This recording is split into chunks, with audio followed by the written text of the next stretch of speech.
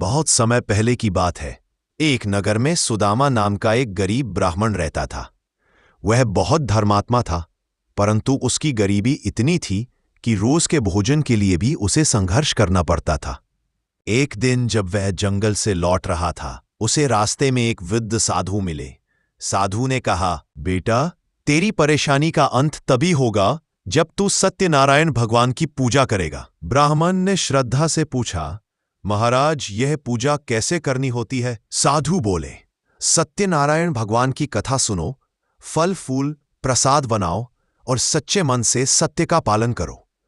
भगवान स्वयं तेरी मदद करेंगे। ब्राह्मण ने अगले दिन पूजा की और भगवान से कहा, हे प्रभु, मैं गरीब हूं पर मन से सच्चा हूं, कृपा करे।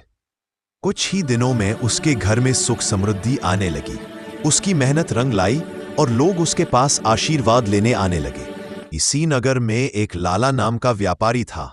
उसने देखा कि सुदामा अब खुशहाल हो गया है। वह बोला, ये सब झूठ है, कोई भगवान कुछ नहीं करता। लेकिन जब वह समुद्र यात्रा पर गया तो तूफान आया, जहाज डूबने लगा। वह घबरा कर बोला, हे सत्यनारायण भगवान, अगर मेरी रक्षा हो गई तो लौटकर पूजा अवश्य करूंगा। तुरंत तूफान थम गया। वह सकुशल घर पहुंचा, लेकिन वचन भूल गया। कुछ ही दिनों में उसका सारा व्यापार नष्ट हो गया। तब उसे याद आया कि उसने भगवान से वादा किया था। वह रोता हुआ बोला, हे प्रभु, मैं भूल गया, क्षमा करे। फिर उसने सच्चे मन से सत्यनारायण भगवान की पूजा की। भगवान प्रसन्न हुए, उसका व्यापार फिर से चल पड़ा और घर में सुख शांति लौट आई।